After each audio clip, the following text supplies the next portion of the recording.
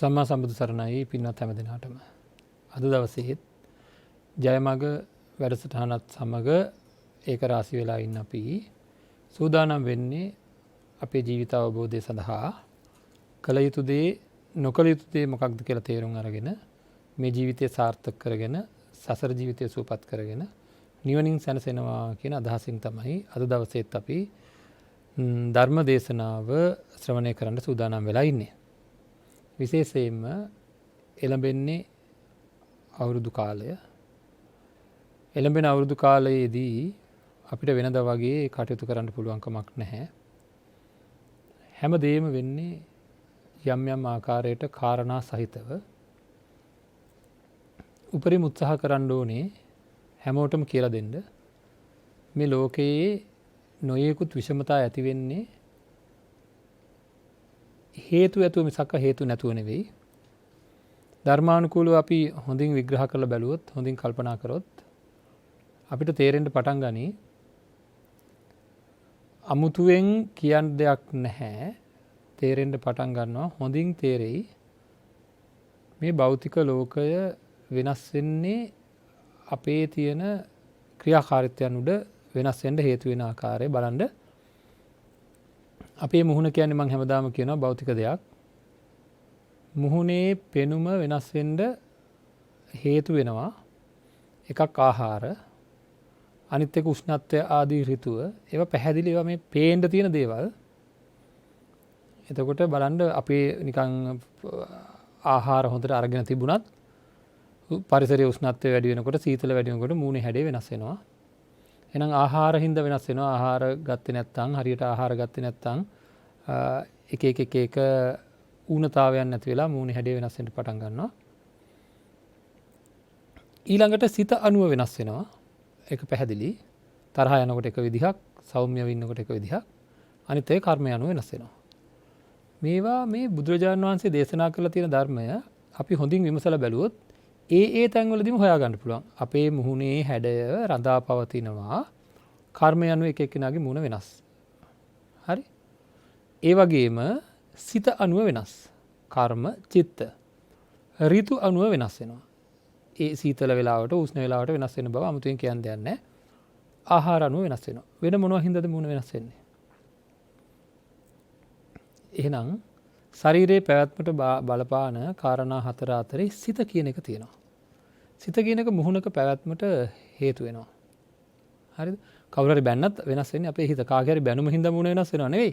අපේ හිත හින්දායි. අපේ හිතේ දුක් ඇති වෙනකොටයි මේ මුහුණේ වෙනස් වීම සිද්ධ වෙන්නේ.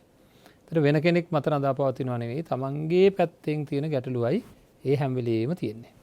එතකොට අපි දැනගන්න ඕනේ හොඳට මේවා සමතුලිතව පවත්වා ගන්න ඕනේ. එතකොට මේ පරිසරයට කෙරෙන බලපෑමක් තියෙන බව අපි මතක් කරලා තියෙනවා. මේ ලෝකයේ පහළ වෙච්ච, මේ ලෝකයේ ඉස්සෙල්ලාම හටගත්ත කාලේ බ්‍රහ්ම ලෝකයෙන් තමයි ඉස්සෙල්ලාම ජීවියෙක් මෙහි පහළ වෙන්නේ. ඉතින් එහෙම පහළ වෙලා ඊට පස්සේ ඒ වර්ගය ආභෝ කරමින් ඒ තියෙන කතා ප්‍රවෘත්තිය කෙසේ වෙතත් එහි තියෙන අන්තර්ගතයේ තියෙන වටින දෙයක්ුයි අපි කියන්න හදන්නේ. මූලික කාලේ නැත්තම් මූලිදිම මේ ලෝකයේ පොළොව රසය කියන එක ආහාරයට ගන්න පුළුවන් තත්ත්වයකයි තිබ්බා කියලා සඳහන් වෙන්නේ. මිනිස්සු පොළොව කාලා ජීවත් වුණා කියලා. ඒ කියන්නේ දැන් අපි මේ කන බත් රස තියෙන, පිරිසිදුවට තියෙන බත් රස තියෙන පසක් තිබ්බනම්, බත් වගේම පසක් තියෙනවා නම් එතනින් පිරිසිදුව ඒ ටික අරගෙන එන්න තියෙන ගහකින් ගෙඩියක් කඩාගෙන එනවා වගේ. සමහර ගස්වල තියෙන ගෙඩියෙන් peer ගෙඩියක් කඩාගත්ත ගමන් කන්න පුළුවන්. ඒ වගේ මහ පොළොවේ කොටසක් තියෙනවා නම්, බත් කොටසක් තියෙනවා නම්, නැත්නම් වෙනත් මොන හරි තියෙනවා නම් ඒක එහෙමම කන්න පුළුවන්. එතකොට හදන්න දෙයක්, වගා කරන්න දෙයක් මොකක්වත් නැහැ. වගා කරලත් අපි කරන්නේ එක පැල ಜಾති හරහා පොළොවේ රසය තමයි මේ එක විදිහට එන්නේ. බලන්න එකම තත්ත්වයන් යටතේ පැල දෙකක් හදපුවාම එන එකම තත්ත්වයන්, එකම වායුගෝලයේ එකම පසේ එකම තත්ත්වයන් යටතේ ಜಾති දෙකක පැල දෙකක් හදපුවාම ඒ දෙකේ හැදෙන ගෙඩි ಜಾති වෙනස් රසයන්ගෙන් යුක්ත වෙන හැටි. ඉතින් මේ වගේ පොළොවේ තියෙන රසයත් මිශ්‍ර වෙන ආකාරය අනුව තමයි ඔය ඔක්කොම වෙන්නේ. ඉතින් කොහොම නමුත් කමක් නැහැ. අතීතයේදී මෙහෙම තිබ්බා කියලා සඳහන් වෙනවා. මිනිස්සු තුල ඇතිවෙච්ච තණ්හාව හින්දා පොළොව රසය අතුරුදහන් වුණා කියලා. පොළොව රසය අතුරුදහන් වුණා. ඒක නැති වුණා. ඊට පස්සේ මිනිසුන්ට පොළොවේ රසය හදන්න වුණා මේ දැන් කරන ක්‍රමයට.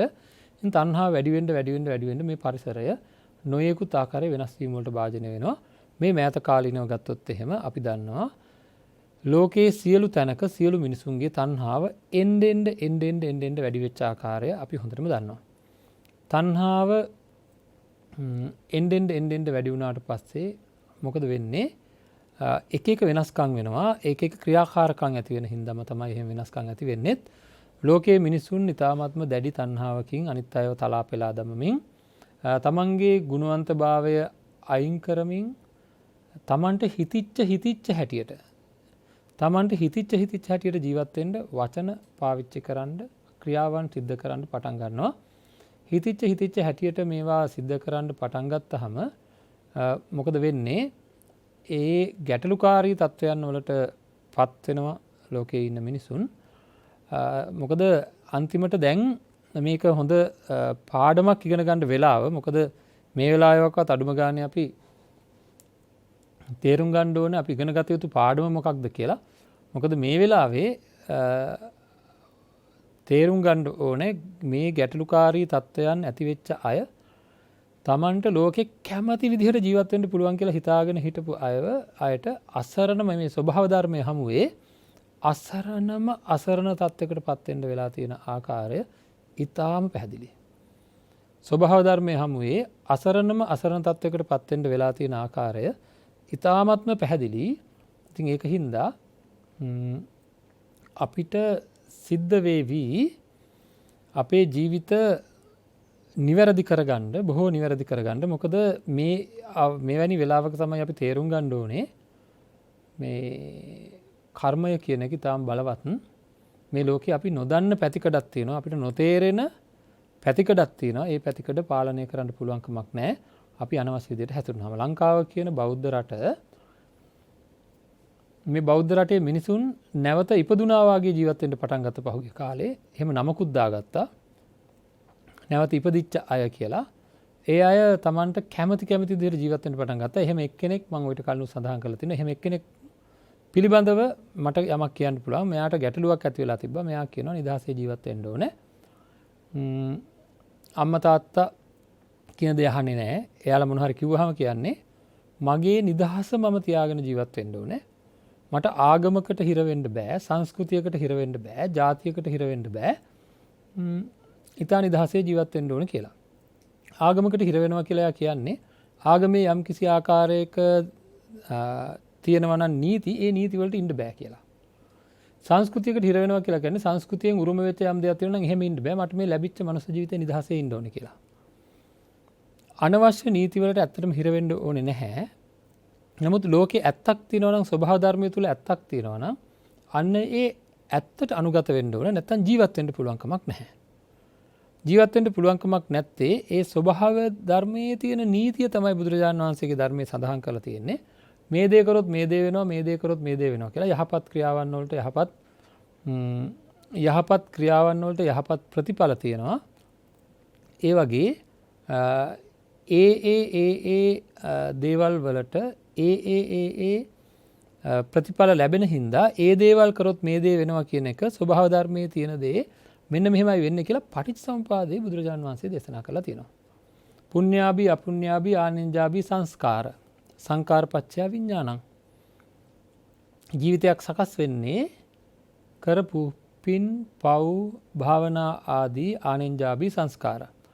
එතකොට මේවා අනුව තමයි එතකොට මේ දේශනා කරලා තියෙන ආකාරයට තණ්හාපච්චය වේදනාපච්චය තණ්හාපච්චය උපාදානපච්චය භව.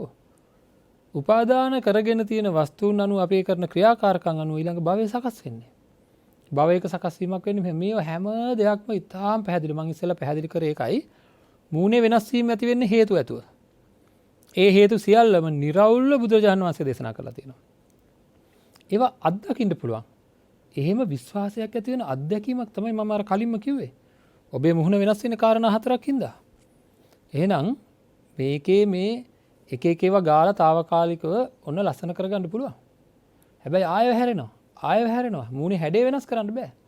පාට වෙනස් කරගන්න එක එකව පාවිච්චි කරන්න පුළුවන්. නමුත් ඒක හින්දා ඒවා නැවත නැවත පාවිච්චි කරන්න එහෙම කර කර පවත්වා ගන්න බොහොම අමාරුයි.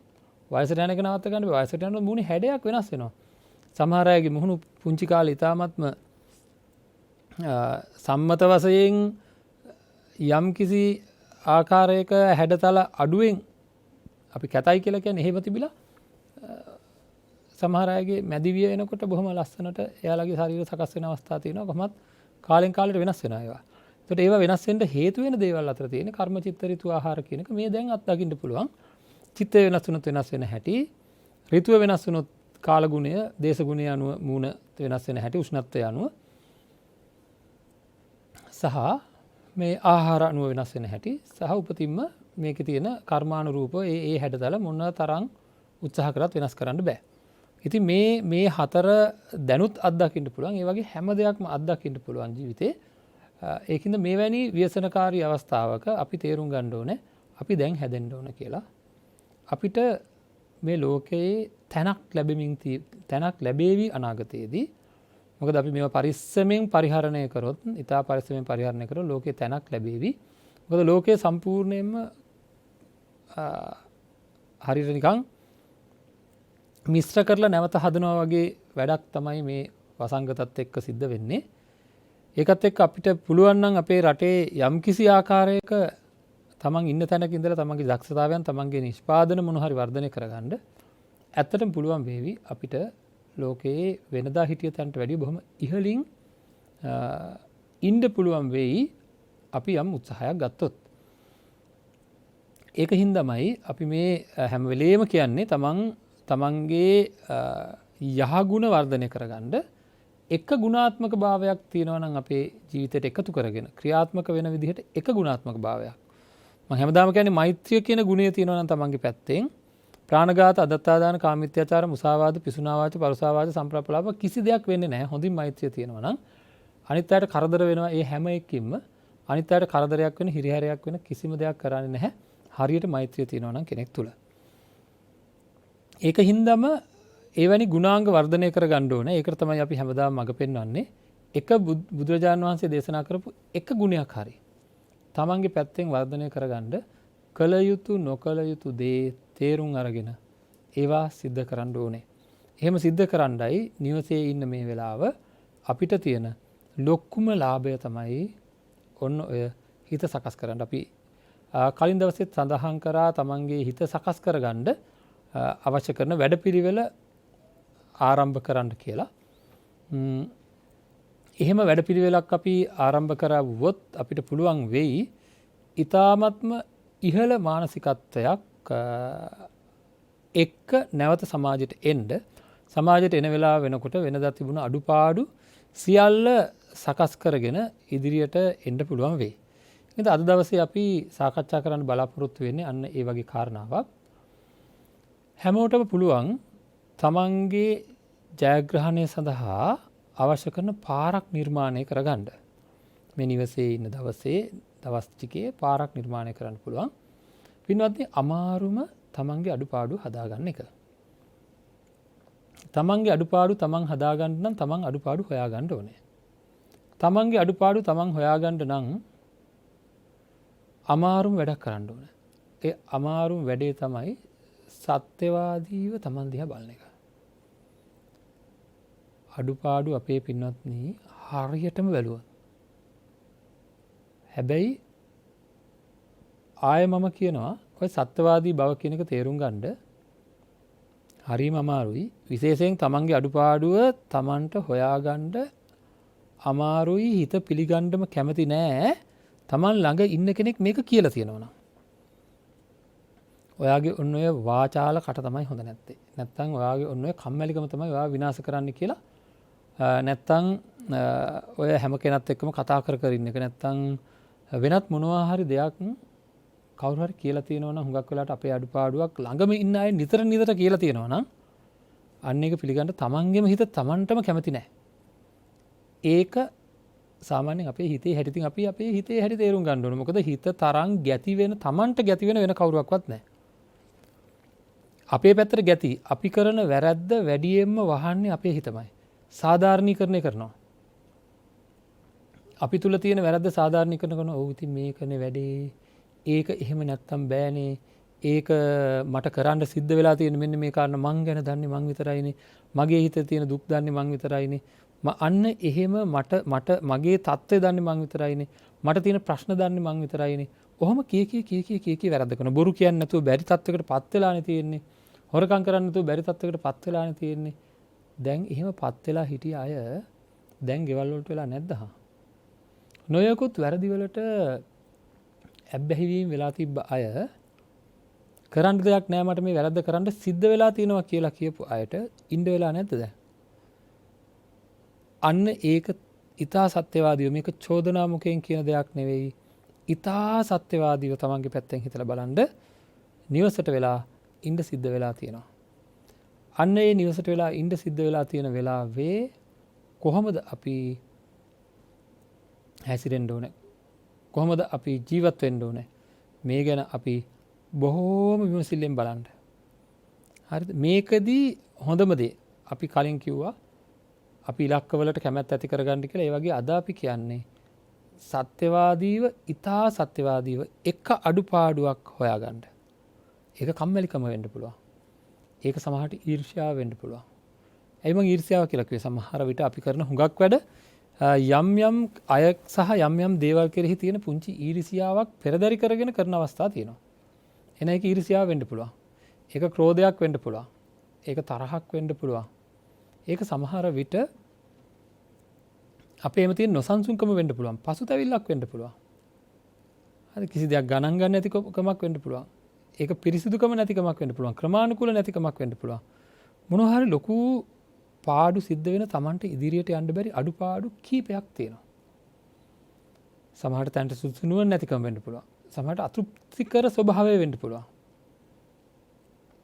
සමහර විට බොහෝ වැඩ කටයුතු බහුල වීම වෙන්න පුළුවන්. සමහර විට අවවාදයට කීකරු නැති හිතක් තිබීම වෙන්න පුළුවන්. කවුරු අවවාදයක් දුන්නා නෑ මං කරන්නෙම නෑ. ඒ වගේ තද ගති තියන අය ඉන්නවා. දුන්නොත් නම් අවවාදේ කරන්නෙම නෑ කියන අදහස් තියෙන්න පුළුවන්. මේ වගේ නොයේකුත් කාරණා හින්දා අපිට ගැටලුකාරී තත්ත්වයන් තියෙනවා තමන්ගේ අඩුපාඩු. මේවා අපේ හිත විසින්ම තේරුම් ගන්න ස්වභාවය අඩුයි. අපේ හිත විසින්ම තේරුම් ගන්න ස්වභාවය අඩුයි. මේ අඩුපාඩුව මගේ ළඟ තියෙනවාය කියලා මගේ හිත කියන්න කැමති නෑ. මගේ හිත ලෑස්ති නෑ. සූදානම් නෑ. ඉතින් අන්න එහෙම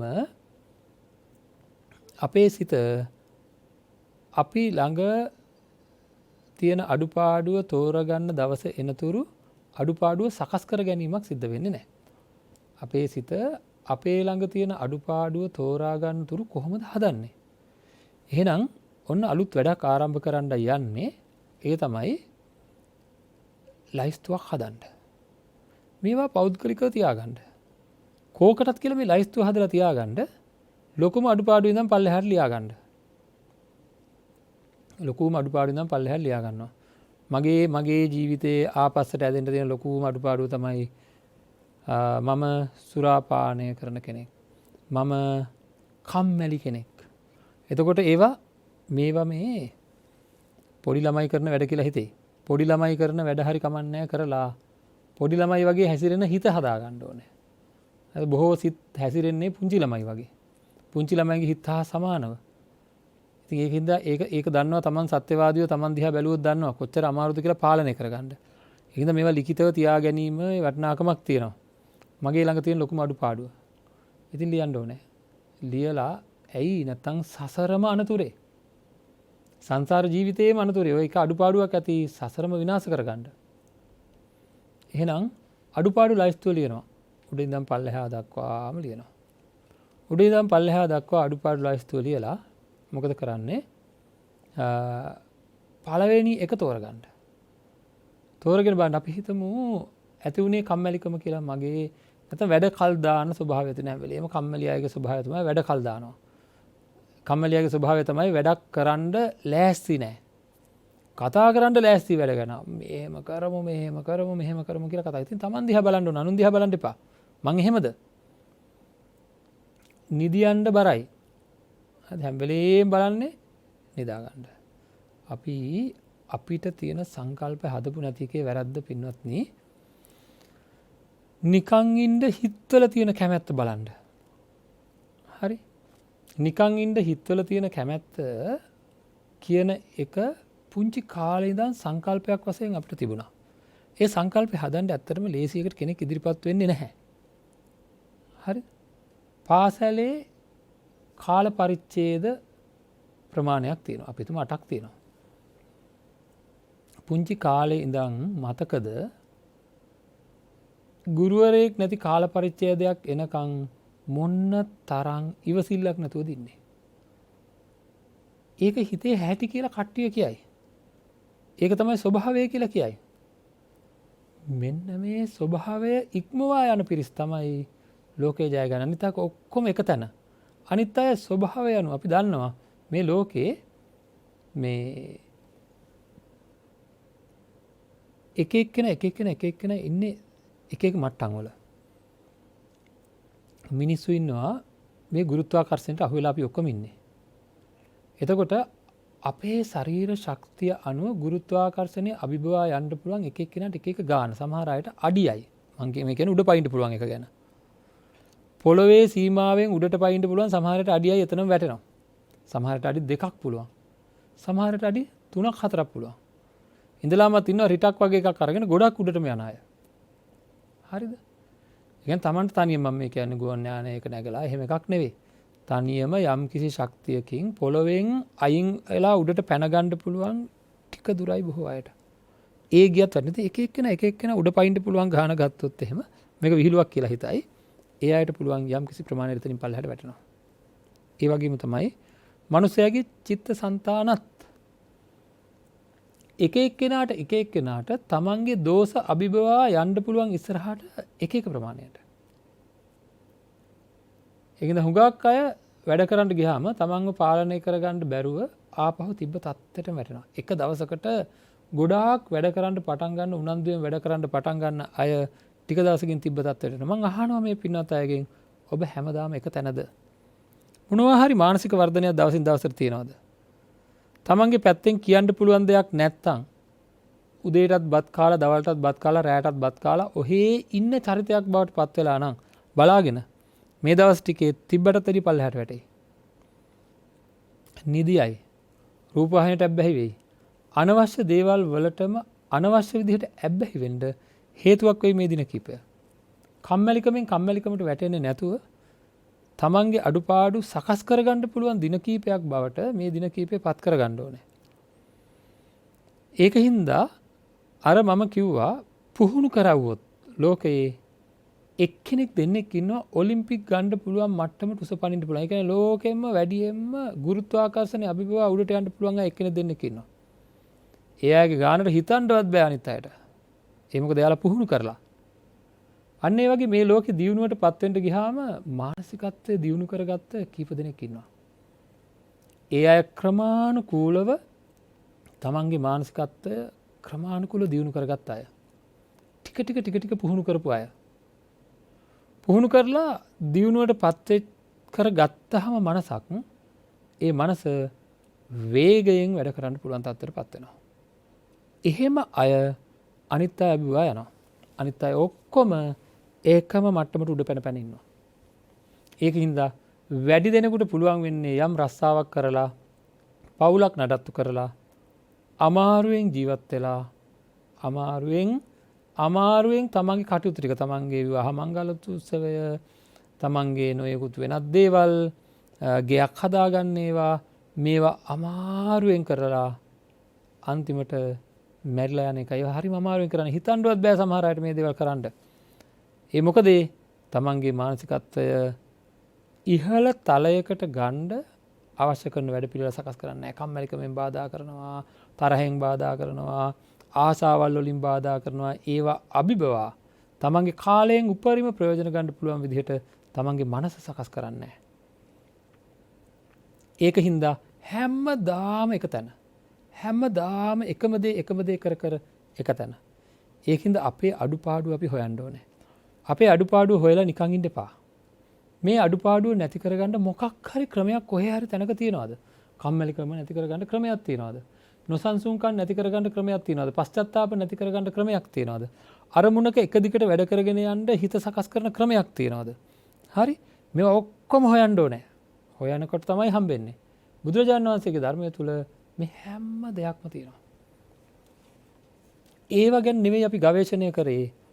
අපි සමහර වෙලාවට ජාතක කතා ආදිය ගැන ධර්ම ශ්‍රවණය කරනවා. නමුත් ඒ වගේ තියෙනවා මහා බෝධිසත්වයන් වහන්සේගේ චරිතයේ පුදුමාකාර ලක්ෂණ. අපි ජයමග වැඩසටහන තුලින් මම ජාතක කතා කීපයකින් අපිට ගන්න පුළුවන් උදාහරණ කියන්නම්. මහා බෝධිසත්ව චරිතයේ තිබ්බ ලක්ෂණ ගැන අපි කතා කරමු හිමින් සැරේ. නමුත් ඒව නෙවෙයි ගන්න අපි බොහෝ විට ඒ කතා ප්‍රවෘත්ති අහලා නිකන් ඉන්නවා. මනසක් සකස් කර ගැනීමේ තියෙන වටිනාකම කොච්චරද කියලා කියන්න පුළුවන් කමක් නැහැ. ඉතින් ඒක හින්දාම අපි බලන්න ඕනේ හැම වෙලාවකම හැම නිමේෂයකම බලන්න ඕනේ කොහොමද අපි මේ අවශ්‍ය කරන අභියෝගයට මුහුණ දෙන්නේ. මොකක්ද අපි කළ යුතු අභියෝගය, මොකක්ද අපි ළඟ තිබිය යුතු අභියෝගය. මම දවසින් දවස මගේ මනස දියුණු කරගන්න, ඒ කියන්නේ මගේ අඩුපාඩුවක් හදාගන්න. එක අඩුපාඩුවකින් පටන් ගන්න. ඒ අඩුපාඩුවට හේතු හොයන්න. ඒ අඩුපාඩුව නැති කරගන්න ඒ හේතු නැති වෙන්න ඕනේ. ඒ හේතු නැති වෙන්න සැලසුමක් හදන්න. හරි. ඊට පස්සේ දවස ගානේ පිරික්සන්න මේ සැලසුමට හදන්න කාල රාමුවක්. හරි, සැලසුමක් හදනවා කියන්නේ ඒක කාල රාමුවක් ඇතුව මෙන්න මේ කාල වෙනකොට මගේ මේ අඩුපාඩුව අයින් වෙලා තියෙන්න ඕනේ. නැත්තම් කවදාකවත් කරන්න හම්බෙන්නේ නැහැ. මෙන්න මේ කාල වෙනකොට මගේ මේ අඩුපාඩුව අයින් වෙලා තියෙන්න ඕනේ කියලා. එතකොට Tamanට තේරෙයි මේක කරන්නේ කොහොමද කියලා. එහෙනම් හේතුව තමයි වැඩිපුරම හොයන්න ඕනේ. දැන් අපි කියමු කම්මැලිකම. කම්මැලිකම කියන එක අඩුපාඩුවක් වෙලා හේතුව තමයි අරමුණක් නැතිකම පළවෙනි එක. අරමුණක් නැති වුණොත් කම්මැලි එයාට. දවසකටත් අරමුණක් තියෙන්න ඕන, පැයකටත් අරමුණක් තියෙන්න ඕන. ඒවා ලියලිය කරන්න ඕන දේවල් නෙවෙයි. ඒක දැනෙන්න ඕන, හැම වෙලේම දැනෙන විදිහට හදන්න ඕන. අපි අරමුණ ගැන මෙනෙහි කරන්න කිව්වේ ඒකයි. මේ ගත කරන පැයේ මම මොනවද කරන්න කියලා සිහියෙන් දැනගෙන සිද්ධ කරන්න පුළුවන් අය ඉන්නවා, කරන අය ඉන්නවා. එහෙනම් පැයකට අරමුණක් තියෙන්න ඕනේ, දවසකට අරමුණක් තියෙන්න ඕනේ, සතියකට අරමුණක් තියෙන්න ඕනේ, මාසයකට අරමුණක් තියෙන්න ඕනේ, අවුරුද්දකට අරමුණක් තියෙන්න ඕනේ, ජීවිතේට අරමුණක් තියෙන්න ඕනේ, සංසාර ජීවිතේට අරමුණක් තියෙන්න ඕනේ. අවුරුද්දකට අරමුණක් තියෙන්න ඕනේ, ජීවිතේට අරමුණක් තියෙන්න ඕනේ, සංසාරික ජීවිතේටත් අරමුණක් තියෙන්න ඕනේ. සමහර අයගේ සංසාරික ජීවිතය පිළිබඳ අරමුණක් නැහැ. මට මෙතනින් චුත වෙලා ගිහලා මොනවා වෙයිද කියලා නිකන්වත් හිතන්නේ නැහැ. හරි? බුදුරජාණන් වහන්සේ දේශනා කළා තියෙනවා කර්මඵල විශ්වාසයක් අපි තියෙනවා කියලා. බුදුරජාණන් වහන්සේ දේශනා කළා තියෙන විදිහට බෞද්ධ විදිහට ඔහේ කියනවා. කිව්වට ඒ ගැන තැකීමක් නැහැ. ඒ ගැන හිතන්නේ නැහැ. අන්න ඒ ගැන නොහිතන හින්දා අපි සැලසුම් හදන්නේ නැහැ. සමහර අය ඉන්නවා මහා බෝධිසත්වයන් වහන්සේ කියන්නේ සංසාර ජීවිතයේ සැලසුමක් හදාගෙන දීර්ඝම සැලසුමකට ගිය මහා උත්තමයෙක් තමයි බෝධිසත්වයන් වහන්සේ කියලා කියන්නේ. සරියුත් තෙරුන් වහන්සේ කියලා කියන්නේ, මුගලන් මහරහතන් වහන්සේ කියලා කියන්නේ, කාශ්‍යප මහරහතන් වහන්සේ කියලා කියන්නේ, මහා කාශ්‍යප මහරහතන් වහන්සේ කියලා කියන්නේ ඒ වගේ උත්තම ගණයටපත් උනේ සැලසුම් සහගතව ඒ ජීවිතය අරගෙන ඇවිල්ලා. ඉතින් එහෙනම් සසර ජීවිතේට මේ සැලසුම් කියන එක වැදගත් වෙනවා. එහෙනම් සංසාර ජීවිතේ සැලසුම් කරන්න මම කොහොමද නිවන් දකින්නේ? මම කොයි කාලෙද නිවන් දකින්නේ? ඊළඟට මේ ජීවිතේ සැලසුම් කරන්න. මේ ජීවිතේ මා යා යුතු ඉහළම ඉලක්කය මොකක්ද කියලා සැලසුම් කරන්න. ඊළඟට ඒකට අදාළව මේ අවුරුද්දේ මම මොනවද ඉලක්කයට කරන්නේ කියලා සැලසුම් කරන්න. ඊළඟට මේ මාසෙදි මට මොනවද කරන්න පුළුවන් වෙන්නේ? අද දවසේදී මොනවද කරන්න පුළුවන් වෙන්නේ? සමහර උදේවරුේ මොනවද කරන්නේ? හැන්දෑවරුේ මොනවද කරන්නේ? මේ වගේ මේ සැලසුම බොහොම සාර්ථකකක් වෙන්න ඕනේ. ඒ සැලසුම් වලට අපි ලොකු කාලයක් ගත කරන්න ඕනේ. සැලසුම් ක්‍රියාත්මක කිරීමේ වැඩපිළිවෙල තියෙන්නේ අපේ හිතේ. එහෙනම් එතෙන්දී ආයෙ එන්න ඕන තැනට මේ සැලසුම ක්‍රියාත්මක කරගන්න නම්, සැලසුම් හැදෙන්න නම් මානසික ක්‍රියාවලිය තමයි අපි කලින් කතා කරලා තියෙනවා. මේ සැලසුමෙන් ලැබෙන ප්‍රතිඵලය ගැන මේ සැලසුමෙන් මම බලාපොරොත්තු වෙන ඉලක්කය ගැන මට තියෙන කැමැත්ත වර්ධනය කරගන්න ඕනේ. එහෙම කැමැත්ත වර්ධනය කරගත්තාම අපිට ඊටාම ඉහළ මානසිකත්වයකට එන්න පුළුවන්කම තියෙනවා. ඒ වගේ අපේ මේ ජීවිතය අපි හරියට හදමු. අපේ මේ ජීවිතය හරියට හදාගත්තේ නැත්නම් අපි ලොකු අමාරුකම් වලට පත් වෙනවා. ලොකු අපහසුතාවයන් වලට පත් වෙනවා.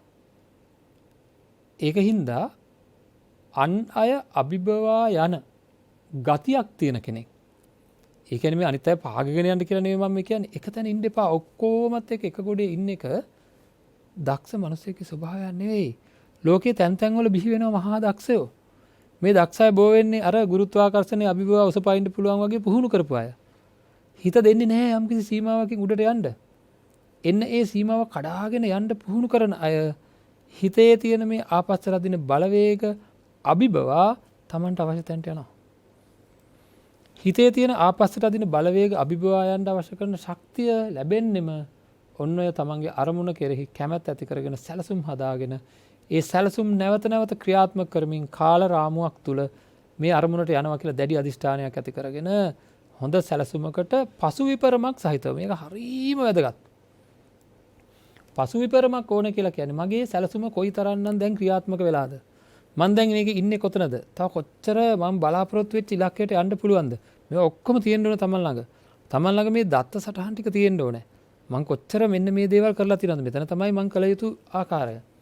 ඒවා මම කොච්චර කරාද නැත්නම් ඔහේ කාලයයි අන්තිමට සමහර දේවල් සමහර ඉලක්ක වලට ළඟා වෙන්න කලින් මැරලා යයි. ඒ ඉලක්ක වලට ළඟා වීම මේ ජීවිතේ විතරක් නෙවෙයි සංසාර ජීවිතේටත් හේතු වෙනවා. ඒකින්ද අපි අපේ මනස එක තැනක නිකම් පල් කර තියාගන්න නැතුව ඉහළ මානසිකත්වයක් සකස් කරගන්න ඉහළ වැඩපිළිවෙලකට අවතීර්ණ වෙන්න අවශ්‍ය කරන සියලු සාධක අපි ළඟ තියෙනවා. ධර්මයට අනුව හේතු හොයලා ඒ හේතුව නැති කරන්නත් දේශනා කරලා තියෙනවා. එතකොට ඒ අනුව කම්මැලිකම නැති කරගන්න වීරිය වැඩි වෙන්න ඕනේ. හරිද? Tamanට එන කම්මැලිකම නොසන්සුන්කම කම්මැලිකම නැති වෙන්න වීරිය වැඩි වෙන්න ඕනේ.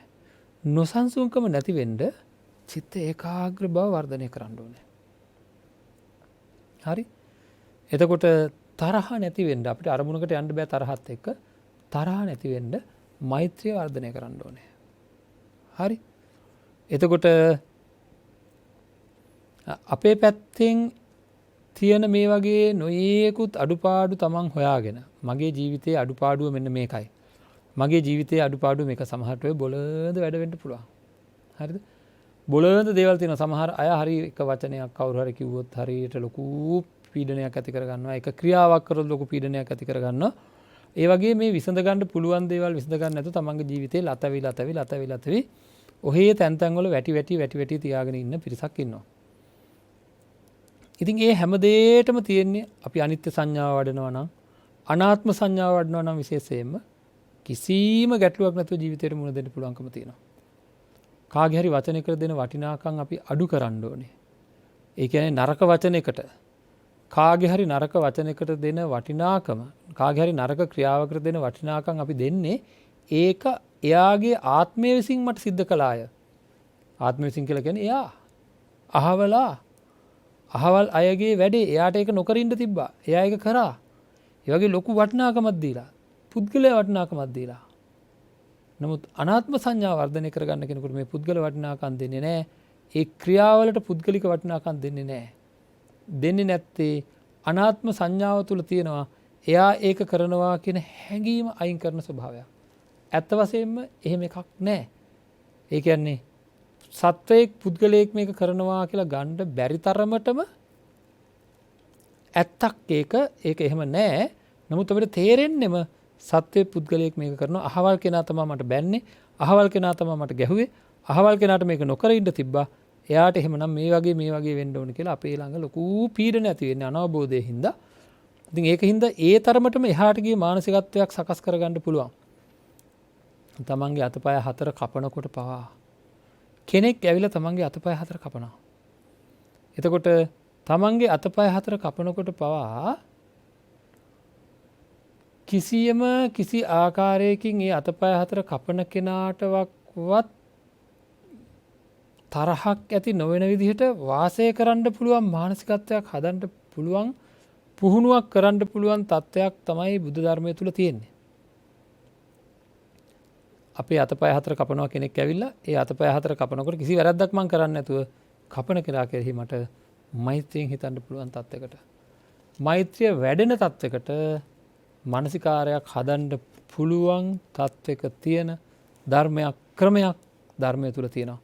ඉතින් එහෙම තියෙද්දී අයි අපි සත්‍යවාදීව අපි දිහා බලලා අපේ අඩුපාඩුව සකස් කරගන්න අවශ්‍ය කරන කටයුතු සම්පාදනය කරගන්නේ නැත්තේ.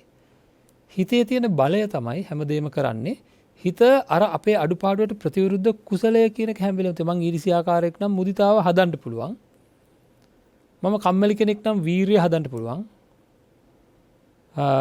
මම ප්‍රාණඝාත කරන කෙනෙක් නම් ප්‍රාණඝාත කරන එක නවත්තන සිතුවිලි හදන්න පුළුවන්.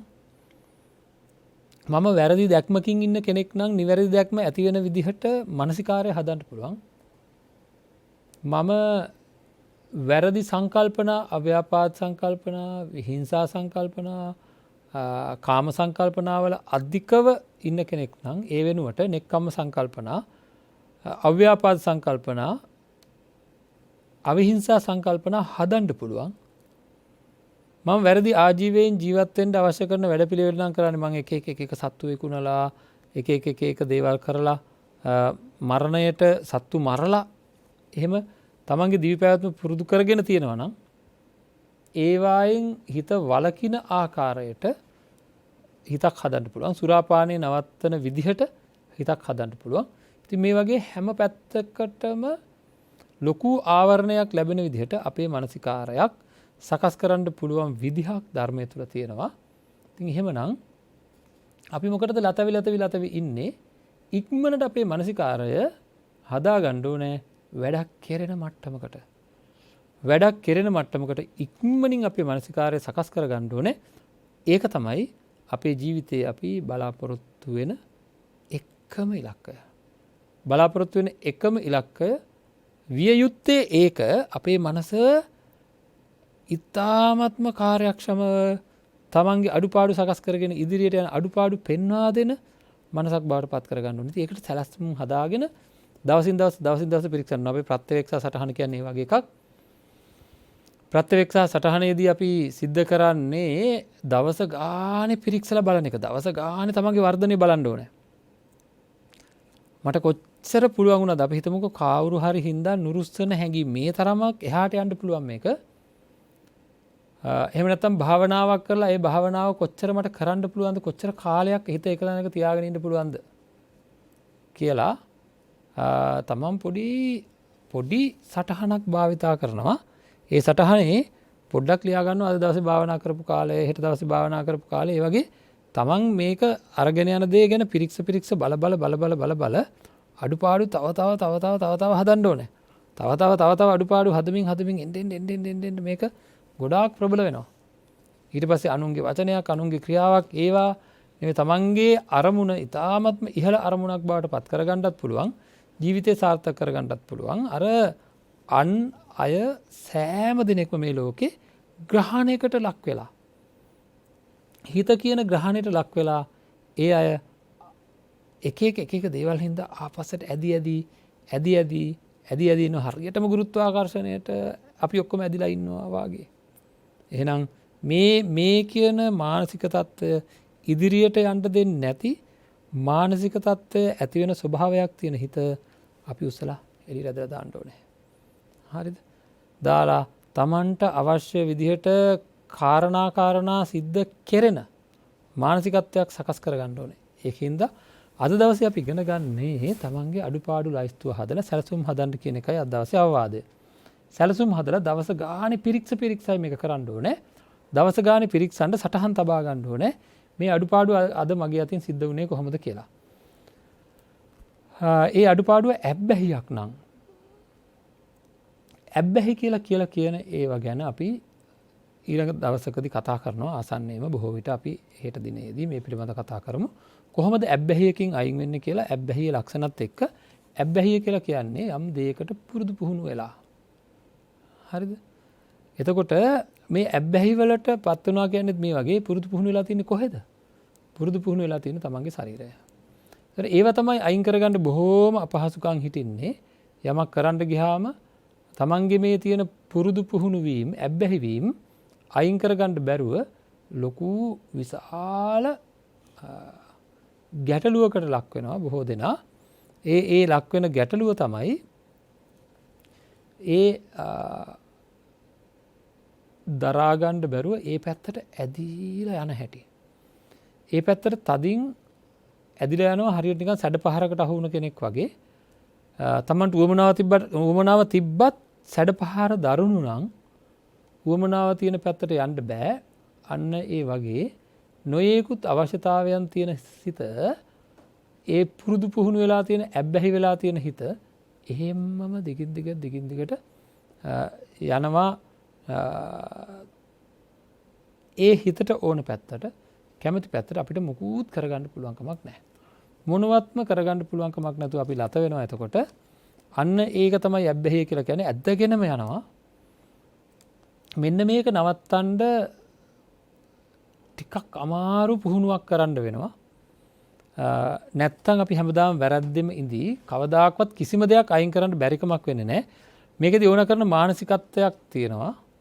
හැම වෙලෙම හිතේ තියෙන්න ඕන මේ ඇබ්බැහි අයින් කරන්න යන අය තියෙන්න ඕන මානසිකත්වයක් තියෙනවා. හෙට දිනේ අපි මේ පිළිබඳව සාකච්ඡා කරමු.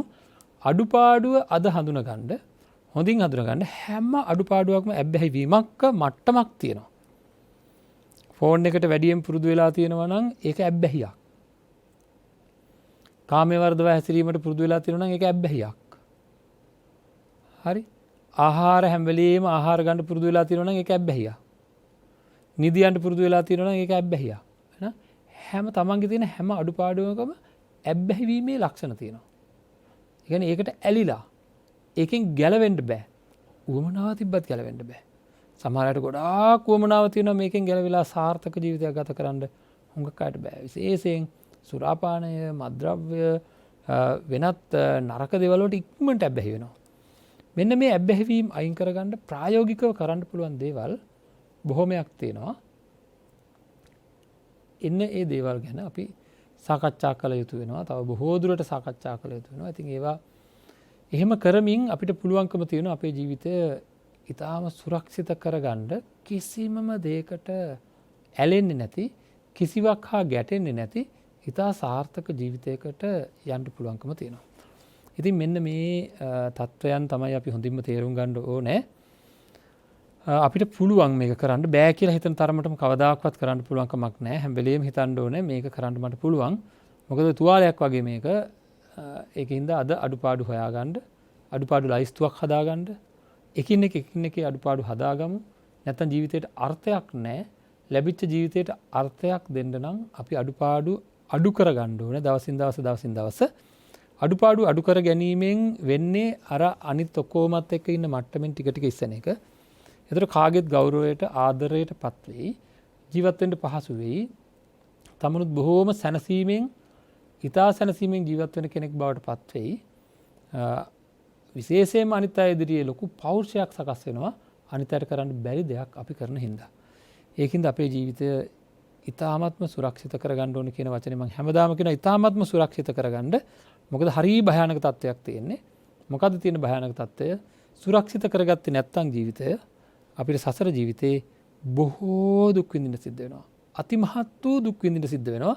ඉතින් අන්න ඒ වැනි දුක් වලටපත් නොවි මේ ජීවිතය සාර්ථක කරගන්න, සසර ජීවිතය සුවපත් කරගන්න සියලු කළ යුතු දේ කරමින් තමන්ගේ ජීවිතය සකස් කරගෙන සංසාර ජීවිතේ සිද්ධ වෙන්න තියෙන ව්‍යසන වලින් අයින් වෙලා සියලු දුක් ගෙවන් කොට උතුම් නිවනින් සැනසෙන්නට හැම දිනාටම ධර්ම ශ්‍රවණය කරපු හැම දිනාටම ශක්තිය, ධෛර්යය, වීරිය, අදිෂ්ඨානයේ වාසනාව, ප්‍රඥාව ලැබේවා කියලා ප්‍රාර්ථනා කරනවා.